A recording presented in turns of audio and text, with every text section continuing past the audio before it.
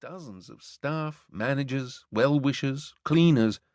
On an average night, the Post-Courier had calculated, in an ingenious bit of journalism, Muller had seen 36 people between leaving his dressing room after a performance and stepping into his carriage. Aside from the dread possibilities of what might have befallen the pianist, his disappearance was known to be an embarrassment to the Queen and her retinue. She was part German herself, of course. Prince Albert had been entirely German, and many of their retainers were as well. All of them had watched Muller perform on his opening night. Now the Queen's cousins across the Channel were extremely aggrieved at the disappearance of one of their finest artistic exports. Lennox had seen him play, and had to admit the fellow was magical, a short, slim, swarthy, balding, unprepossessing person, and yet, when he sat before a piano, suddenly transformed into a most sensitive and subtle conduit of artistic beauty. His pauses, his rhythms, gave new meaning to music that a whole audience had heard dozens of times and thought they knew. Where could he be? The room showed no sign of violence. Nothing was discomposed or shifted, except that Muller's black silk evening jacket was thrown across an armchair, and that glass of wine had been emptied, as Lennox knew from a private conversation with Inspector Nicholson. In the same conversation, Dallington and Lennox had offered the assistance of their agency, free of charge, and been immediately rebuffed. The Yard was extremely sensitive at the moment to any implication that they might be failing in their duties, Nicholson said. It wouldn't do. But of course you are failing in your duties, Dallington had replied.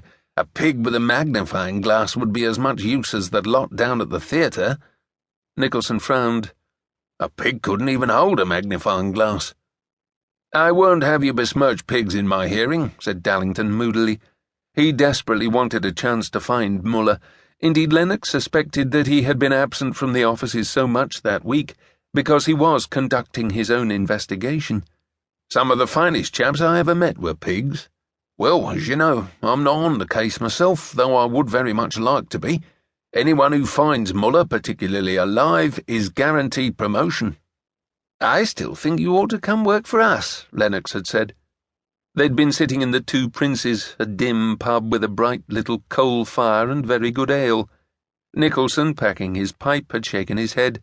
I love the Yard. I'll never leave if they'll keep me.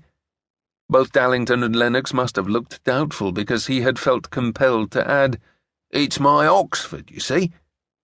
Lennox nodded. He liked Nicholson. The three had grown close earlier that year working together on a case. So then, said Lennox, can't you ask to be put on the case? I have. McKee is protecting his turf very carefully. We kept a pig when I was a boy, said Dallington, taking a sip of his dark beer. His name was George Washington. What an utterly fascinating story, said Lennox. He could eat 30 potatoes in a sitting if he got a head of steam up. 30 potatoes? Really? I mean to say, you ought to tell people about this at parties. Dallington had looked at him suspiciously, and then broken into a laugh, which Nicholson joined. Nicholson shook his head as it died down, tapping his pipe on the table to pack it more tightly. That glass of wine, he said. The two stewards swear up and down that they filled it after the intermission, when Muller was already back out playing. But then where could he be? Lennox pondered the question as the cab moved across Grosvenor Square in the direction of his brother's house. Parsons had told the truth. There was nothing new in the midday paper, though there was a great deal of specious theorizing. When he stepped down from his cab, he had learned no fresh information. Alas. Well, here he was, his brother. He took a deep breath, bracing himself.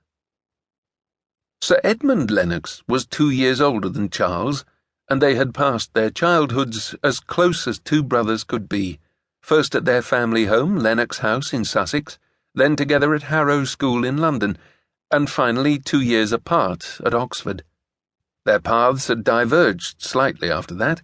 Edmund favoured the country, Charles the city, and when their father died and Edmund inherited both the baronetcy and the house, he had married and settled there.